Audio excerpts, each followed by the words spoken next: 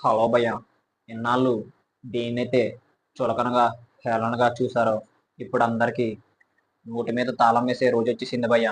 ఎందుకు అంటే మన బాలీవుడ్ నుంచి ఒక సరైన సాలిడ్ మూవీ అయితే మన ముందుకు వచ్చేస్తుంది. ఛత్రపతి శివాజీ గారి బయోపిక్ మన విక్కీ కౌశల్ గారు అయితే మన ముందుకు తీసుకువస్తున్నారు భయ్య.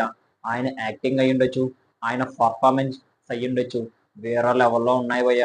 మీరు చూడకపోతే ఒకసారి వెళ్ళి చూడండి. మాకు హిందీ రాదు భయ్య అనకండి, మీకంటూ రెండు ఉన్నాయి కదా. ఏ ఏంటి బ్రో మాట్లాడుతుంది? తప్పుగా అనుకోవద్దు.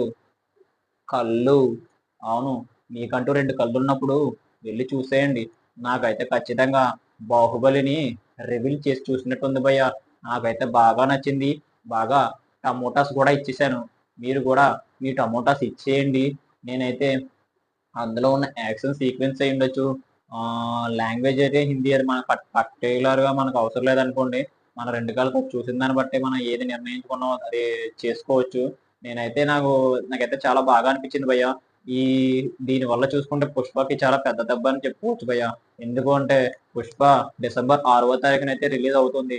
అదే రోజున మన ఈ మూవీ కూడా రిలీజ్ అవ్వడానికి అయితే ఛాన్సెస్ ఉన్నాయి భయ్య. ఛాన్సెస్ ఉండడం కాదు భయ్య, ఆల్రెడీ అఫీషియల్ గా ఫిక్స్ కూడా అయిపోయింది. మరి ఈ నిర్ణయం చూసుకున్నట్లయితే పుష్పకి ఈ సినిమా కానీ ఖచ్చితంగా హిట్ టాక్ తెచ్చుకుందంటే ఖచ్చితంగా పుష్ప మీద ఆ దెబ్బ పడుతుంది భయ్య. ఎందుకంటే అక్కడ ఉన్నది పుష్ప భయ్య. 500 కోట్ల బడ్జెట్ పెట్టారు. మరి ఫస్ట్ హాఫ్ అంత పెద్ద హిట్ అయిన తర్వాత మరి ఎలా ఉంటుందో చూడవలసి ఉంది.